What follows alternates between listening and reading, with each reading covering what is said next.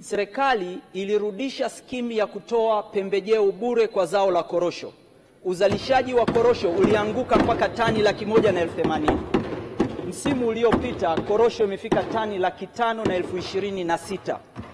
Na ruzuku iliyotolewa kwa kipindi cha miaka minne ina thamani ya shilingi bilioni 556. Mheshimiwa Mwenyekiti, zao la pamba mwaka 2020 lilikuwa uzalishaji wake ni tani 120,000. Mwaka huu nchi hii inaenda kuvunja rekodi kama ilivyovunja rekodi ya zao la korosho. Tunaenda kuzalisha jumla ya tani 400,000, marobota zaidi ya 800,000 ambayo hatujawahi kuyapata toka nchi hii imepata uhuru.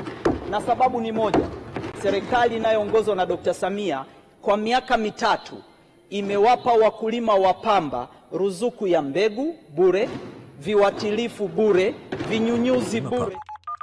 Urahisi wa maisha.